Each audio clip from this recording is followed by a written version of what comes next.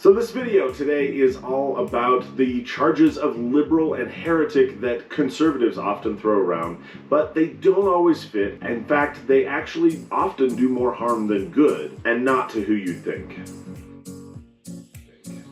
So these labels are overused, they shut down debate instead of accurately categorizing beliefs, and they let us avoid weighing claims on their own merits. I grew up in an evangelical church where the labels flew fast. If something didn't line up with our tribe's conclusions, it got slapped with one of these words and then just dismissed. There was no need to engage, there was no need to think it through again. That shortcut feels efficient, but ultimately it weakens us. I'll explain why.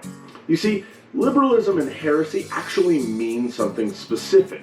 Liberalism is a prior commitment, a logically prior commitment to modern sensibilities as the norm or the standard for theology. Heresy, on the other hand, denies essentials of the faith, those doctrines contained in the ecumenical creeds. All the while, it still claimed to be Christian. It was the 19th century theologian Friedrich Schleiermacher who captured it well. He said that heretics either define human nature so that redemption can't happen, or they define God in such a way that he can't accomplish it. It's ironic how the father of Protestant liberalism's definition of heresy is the one that is almost universally affirmed today by conservative scholars. You see, true heresy is an ecclesiastical verdict. It's made by the whole church, not by one denomination, let alone individual Christian voices declaring, "You're not in my tribe." But today these terms get weaponized against anything outside of our tribal walls. We treat our secondary doctrines as if they were creedal essentials. The result? We stop thinking. We stop testing claims on their own merit. We bypass critical engagement. This happens especially with progressive Christian ideas. Now, I'm not sympathetic to any of these, but knee-jerk rejection because they're not historic or that they're just liberal is lazy. We must weigh the arguments themselves every time. No shortcuts. When we take shortcuts, we miss complexity and nuance. In short, we remain surface-level theologians. Take LGBTQ affirmation, for instance. The charge of heresy is often leveled here. And at least some of the time, the term error is more fitting. All affirmative positions boil down to one of two rationale, but only one approach actually comes close to actual heresy. Let me explain. First, there's the claim that we've understood the relevant passages in Scripture correctly, but they are just simply wrong. That is, they're just archaic pronouncements made by primitive people who don't understand the world. This is an outright rejection of scriptural authority and is borderline what C.S. Lewis called chronological snobbery. The other approach says we've misunderstood what the passages were really talking about, and they aren't actually talking about committed same-sex relationships between consenting adults at all, and therefore they're kind of irrelevant to our modern discussions. This position at least tries to submit to Scripture while re-examining the context, but labeling both as heretical lets us skip distinguishing them and doing the hard work. The first position is the one that takes aim at a much more central doctrine, the authority of Scripture over the believer. The second one is just mistaken. One could be heretical, the other mostly is just erroneous. They're not the same thing. The same shortcut peaks up with egalitarianism as well. The charge of liberalism often gets leveled here, but it doesn't necessarily fit. It might, but not necessarily. Similarly, the real question is, have we fully understood what is in view in these relevant passages, or are they merely thoughts of primitive sexists? If we're going to be complementarians today, it needs to be because that is the best interpretation of the relevant texts, not because we've taken a shortcut, not because we've avoided nuance and critical engagement with surface-level exegesis. Believing that it is right and proper for women to be elders or pastors does not automatically mean someone is not taking the Bible seriously. It also doesn't mean that one is reading modern gender sensibilities into the text. They may be, or they may simply take certain passages and examples as normative for how we understand others. I'm sure I'll do another video on this topic in the future, but for now, I just want to make the point that there are both good reasons and bad reasons that can motivate the adoption of a particular doctrine. It isn't always enough to just categorize something or someone as liberal or a heretic by holding a particular doctrinal view. We have to look at why it is held. It isn't just LGBTQ affirmation and the ordination of women where this pattern creeps up. It also creeps up in a number of other issues. We tend to flatten all complex questions into Christian versus non-Christian, Christian views versus non-Christian views, and we elevate our various interpretations of secondary doctrines such as baptism, the sacraments, church government, or creation to primary doctrine status. We do all of this to the point that if you baptize babies or believe that something more than a mere memorial is taking place in the Lord's Supper, you might not actually be Christian.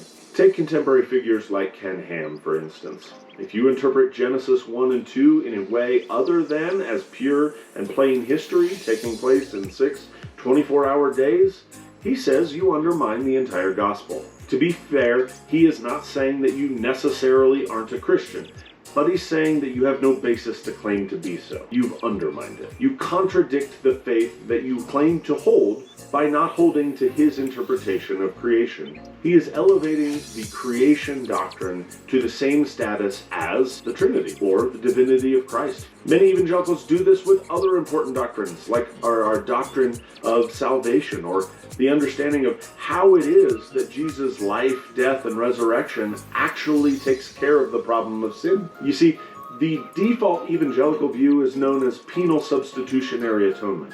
Penal meaning punishment, substitution meaning Jesus died in our place. In fact, it has been said by a number of prominent evangelicals that penal substitution is the gospel itself. We run into a problem when we look at church history, however. Take Athanasius of Alexandria. Athanasius gets praised for defending the deity of Christ at the Council of Nicaea, but he's ignored on his doctrine of salvation, which is known as theosis. It looks nothing like penal substitution. In fact, theosis is a doctrine that holds that salvation is about participating in the divine nature. It's about healing the human condition and not about the punishment of sins, primarily. Quote, Jesus became what we are so that we can become what he is. If soteriology is a first-tier issue, how can we not call the poster boy for orthodoxy a heretic? Are we seriously willing to overlook heresy in one area because of the contributions in another? No, I think theological triage is the basis on which we hold him up as the paragon of orthodoxy, all the while saying he's mistaken on soteriology. But that doesn't make him a heretic. We can only do this if we accurately distinguish between first-tier doctrines and all the rest. As important as salvation is, it doesn't rise to the same level as the identity of the God we worship. The fact is that the Universal Church has stayed silent on many secondary issues. Sure, they only addressed the issues they did in response to controversies as they arose, and we have the makings of that today, but not the ecumenical relationships to actually make them formally heresy. Had these questions arisen earlier in our history, we likely would have some sort of creedal pronouncement. We exist in history downstream of those theological developments. We would do well to remember that. Our beliefs today are not exactly like the beliefs of the early Christians, and that's okay. That doesn't automatically make deviation heresy. You see, theological triage matters. Essential doctrines are contained in the creeds. This is what the whole church has collectively agreed upon. If the whole church came together today to decide on LGBTQ affirmation or the ordination of women, we should absolutely view them as dividing lines. But unfortunately, the church is fractured currently. Everything is a secondary issue that is not contained in the creeds, and it requires ongoing, honest engagement. We can and should make pronouncements against problematic theological positions, but we need better vocabulary, rather than just resorting to liberal and heretic. We're missing a key part of the heresy equation, namely formal, universal condemnation. Labels give us false security. They are necessary for categorization, but when we hold them up as a shortcut for theological engagement, we become lazy theologians. They let us feel orthodox without doing the repeated work of testing claims against Scripture. They turn brothers and sisters who affirm the creeds into outsiders all over secondary issues. They treat our church as if it were the church. This isn't some fuzzy call to acceptance. It's a call to clarity and to courage, and a call for attempts at better vocabulary. See, know what liberalism and heresy actually are. Stop using them as conversation enders. Weigh every claim on its own merits. Think through the arguments again and again and again. That honors God, and that honors Scripture more than quick labels ever could. That's where I'm landing these days. Always have you seen labels used to end debate and thought? Drop your comments below. Thanks for watching.